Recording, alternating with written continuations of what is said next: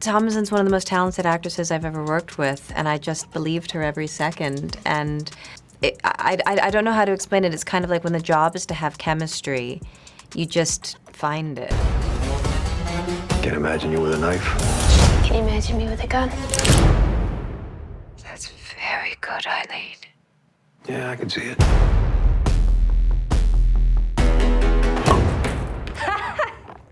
That was a great trick. You know, obviously the chemistry between the two of you is really at the heart of this movie, and I'm curious how you went about ensuring that you had that spark and that connection. I mean, did you have a lot of time to work on that dynamic beforehand? We didn't have a lot of time to work on it. Like, we had maybe 2 days of rehearsal where we sat down with Will and went through the script.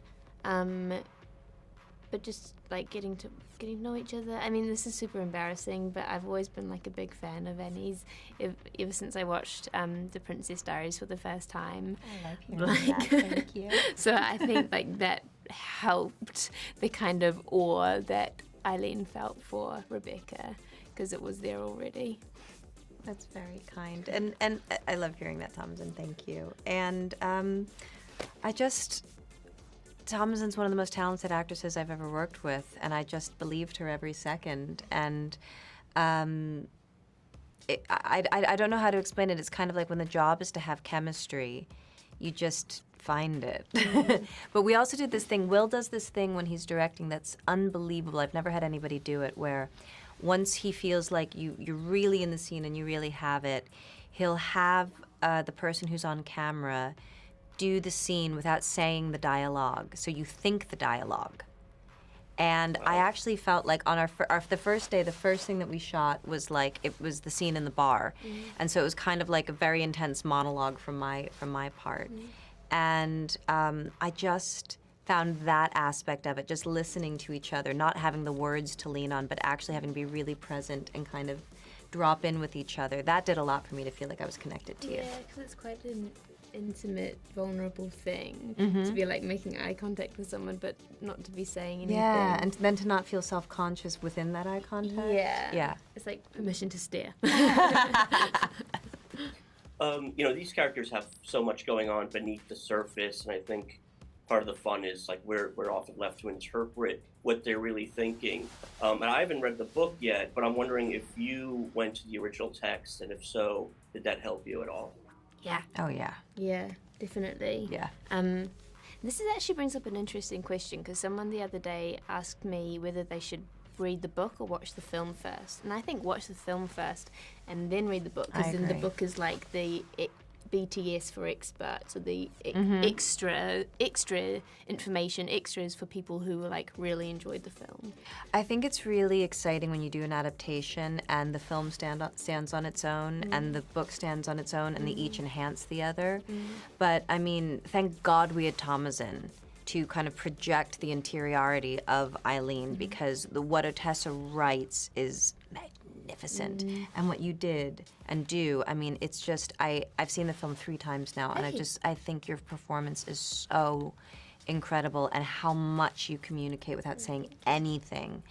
And so I think that they would enhance each other. But in terms of Rebecca, there's this line that I really felt kind of opened her up for me and kind of made me just want to be really bold in the performance. And it's Eileen describing Rebecca and says something along the lines of, if she sounds over the top, it's because she was. If she sounds affected, it's because she was. And I felt like, I'm like, okay, I love that. Like, how do you make someone alluring and attractive and like you want to lean in, but also maybe like they would drive you up a wall over a long period of time? So that was fun to create. Awesome. Well, thank you guys so much, and congrats on the film. Thank you very much. Thank you. Have a great day. Listen up. This young lady is our new prison psychologist. She may be easy on the eyes, but I assure you, she is very smart. I'm Rebecca. I know. I don't think I caught your name.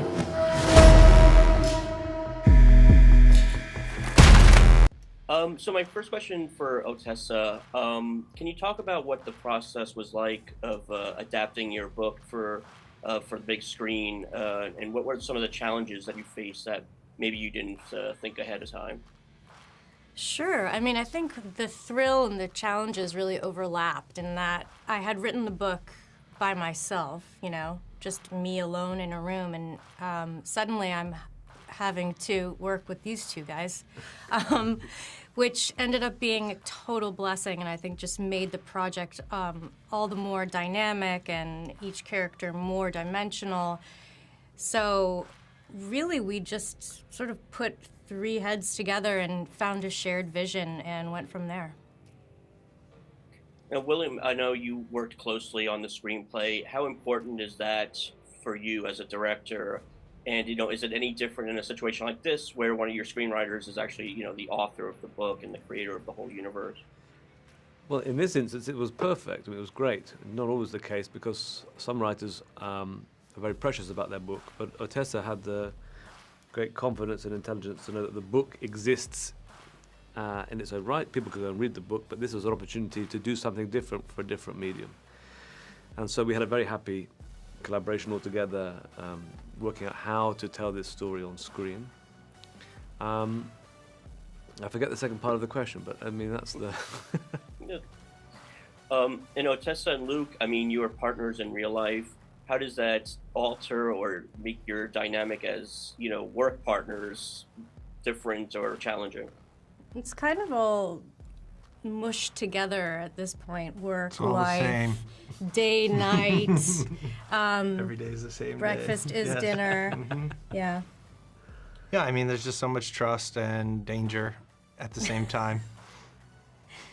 Yeah, no, I think we know each other well enough and trust each other enough that we can sort of float any idea, knowing that it will be fostered and developed, and also shoot down any idea, knowing that feelings might get hurt, but we're not going anywhere. And it's like method acting. It's like method writing. We're Yeah. never breaking character. We're never not writing the script. So, yeah.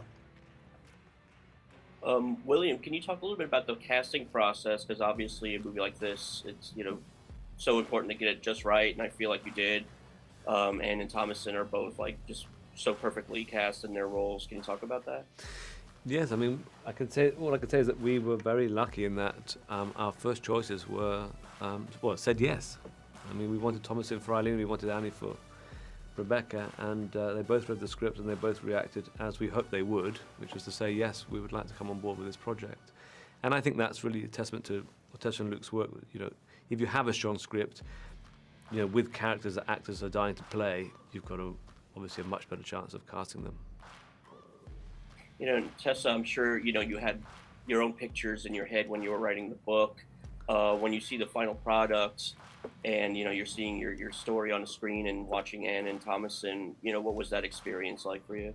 I mean, it's kind of like the difference between watching a cartoon and a documentary. So when something just exists in your imagination, it doesn't look quite real, and then seeing it on screen and not only real but beautiful, and so well drawn and so well paced. The cinematography and the set design, the costumes, everything, the music, it all came together to form like a really complete new work of art in which I can identify the characters, but they're definitely their own. Well, thank you guys so much for your time, and congrats on the film. Thank Thank you.